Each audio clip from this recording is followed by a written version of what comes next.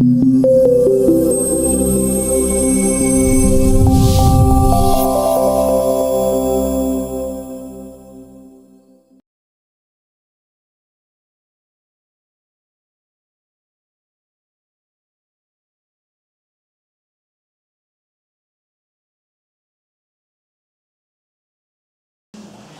beaucoup, Grégory. Justement, on va s'interroger maintenant sur la place des interventions non médicamenteuses dans ce qu'on appelle la stratégie de spécialisation intelligente, dont vous avez sûrement tous entendu parler, qui s'appelle donc la 3S.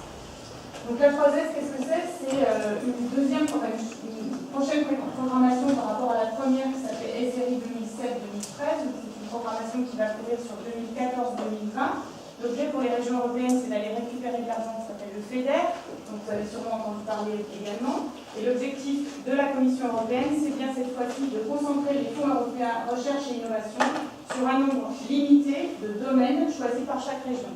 Donc notre région, donc l'État et le Conseil régional, ont travaillé sur la mise en œuvre pour identifier ces domaines limités. Et voici la façon dont on a travaillé. Donc depuis mars 2013 jusqu'à décembre 2013, on a travaillé sur l'analyse, le mapping des différentes spécialités qui représentent notre région. Ce sont des éléments de différenciation. Donc on est parti de 40 domaines d'activité stratégique pour arriver au final à 7 domaines d'innovation que Grégory vous a présenté rapidement sur cette fameuse marguerite. Donc pour en arriver là, on a fait appel bien sûr aux acteurs que vous êtes, aux acteurs de la recherche, aux acteurs industriels, aux institutions et autres. Et tous ensemble, on a travaillé pour identifier ces domaines stratégiques. Et les interventions non médicamenteuses font bel et bien partie de ces domaines stratégiques. Donc, une autre représentation de la marguerite. Donc, vous retrouvez ces 7 fameux domaines, donc entrepreneuriat et innovation qui couvrent qui est à l'extérieur de la marguerite, au centre, acquisition et traitement de données, visualisation des données numériques. Et puis ici, ce qu'on a appelé thérapie innovante et ciblée et diagnostic. Et effectivement, en tant que tel, on ne retrouve pas le terme intervention non médicamenteuse, et pourtant, il fait bien partie des sujets prioritaires. Et on réfléchit à faire évoluer ce nom pour être un peu plus proche plus représentatif de ce domaine. Donc ce domaine justement, je vais vous le présenter rapidement, il s'appelle diagnostic, thérapie innovante et ciblée, notamment appliquée au vieillissement et aux maladies chroniques. Les acteurs ont dès le départ choisi de ne pas s'intéresser uniquement au vieillissement, qui pourtant est un élément de différenciation en région, mais bien de pouvoir travailler sur tous les domaines de la santé, y compris les maladies chroniques et le vieillissement. Alors pourquoi un domaine stratégique dans le domaine, sur la santé?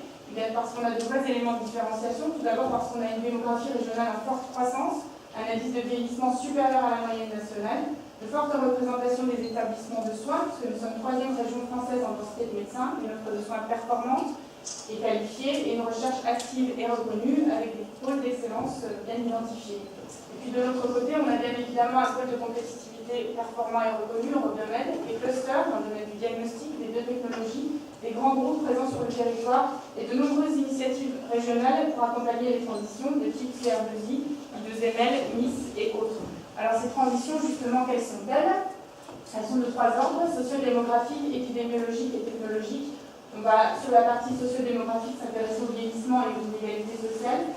En termes d'épidémiologie, bien sûr, tout ce qui va concerner les maladies chroniques et les maladies neurodégénératives. Et d'un point de vue technologique, tout ce qui va tourner autour des NTIC, e-santé et médecine personnalisée.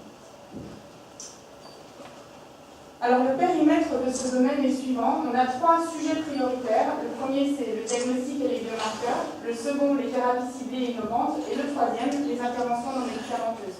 Avec, vous voyez, toute la chaîne de valeur de la prévention au traitement, au suivi. Donc on va s'intéresser un peu plus précisément par la suite à la partie intervention non médicamenteuse. Ce qu'on sait en termes d'éléments de visibilité du Languedoc, c'est une étude qui nous l'a dit, une étude portée par l'INO-TSD, c'est que le Languedoc-Roussillon a une visibilité forte sur le thème biomarqueurs et diagnostic médical, avec une vraie légitimité au niveau européen, mais une visibilité à renforcer au niveau européen sur la partie thérapie innovante, et surtout à mettre en place au niveau national et européen sur la partie intervention non médicamenteuse. Donc les recommandations étaient de se servir de ce point d'entrée diagnostic et thérapie pour pousser en fait les autres domaines et leur permettre d'obtenir une reconnaissance nationale et européenne.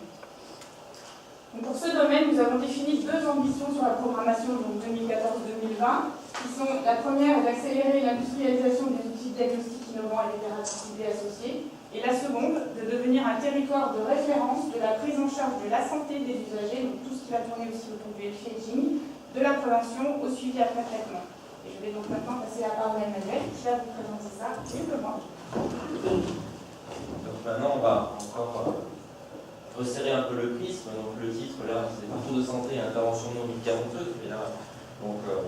disait Sylvain à l'instant, le terme, le titre changera sans doute dans les mois à venir.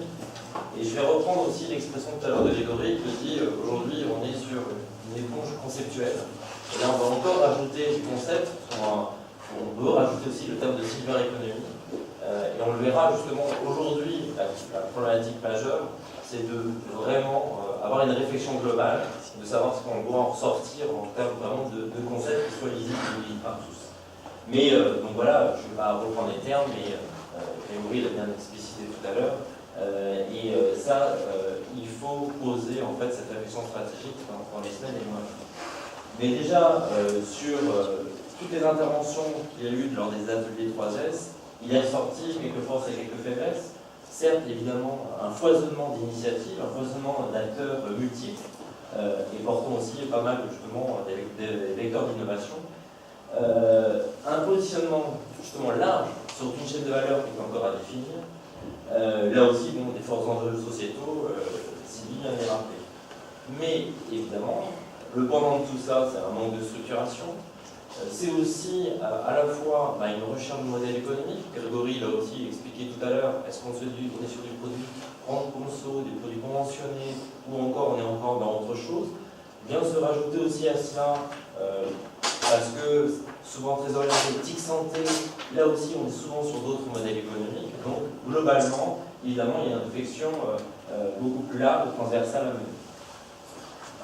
Donc voilà, une grande diversité de champs sur lesquels il faut apporter plus de visibilité. Alors, je prends la parole justement à ce moment-là pour vous dire un peu entre ce qui a été fait dans le cadre des ateliers 3S depuis maintenant 1 an et demi, 2 ans, qu'est-ce qu'on entrevoit sur les 6 mois ou 12 mois à venir. Donc en tout cas, première phase, que Sylvie vient d'expliciter, il y a une initiation de la démarche depuis début 2013. Voilà, qui, comme on dit, a impulsé, puis validé en tout cas des positionnements stratégiques de la région. On est sur du pré-diagnostic, mais on sait qu'il faut aller encore un peu plus loin. Ce qui est en train de se préparer au niveau de l'équipe d'animation, c'est justement de pouvoir s'asseoir sur une revue stratégique encore un peu plus poussée, et donc élancer là ces jours une prestation pour pouvoir accompagner justement l'équipe d'animation française sur un cadrage et une analyse stratégique, et ensuite justement sur quels sont les axes d'orientation stratégique et de développement que doit prendre la région, et nous tous acteurs, pour maintenant et les années à venir. Voilà, le cahier des charges, c'est l'actualité de la semaine, bien déclenché. Je ne sais pas si dans la salle il y a des prestataires potentiels, mais il y a prestataires.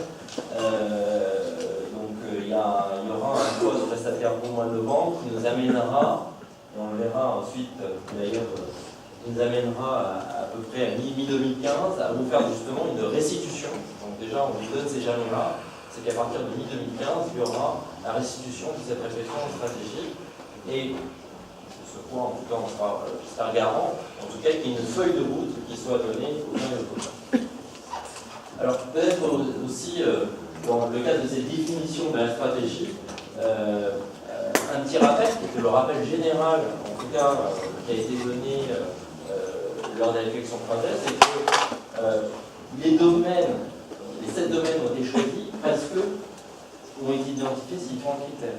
C'est qu'aujourd'hui, on n'est pas que sur une problématique de recherche, on est aussi sur la problématique de développement économique. Et parmi les premiers critères, justement, c'est où se trouve le développement économique, où se trouve l'essaimage économique de ces différentes activités. C'est un prisme, évidemment, qui est important pour nous, au niveau, je dirais, des institutions, collectivités territoriales, de voir ce facteur, évidemment, de développement d'entreprise, de développement d'emploi porté par ces activités-là. Et après, ensuite, évidemment, les caractères innovants, la masse critique aussi, évidemment, est important, parce qu'après, si on veut parler de visibilité et d'attractivité pour la région, il faut qu'il y ait, je dirais, des masses conséquentes d'acteurs économiques. Et après, aussi, tous les intérêts régionaux qu'on peut le voir en termes de rayonnement, qu'on peut avoir ces activités-là à différentes échelles, nationales, européennes, internationales.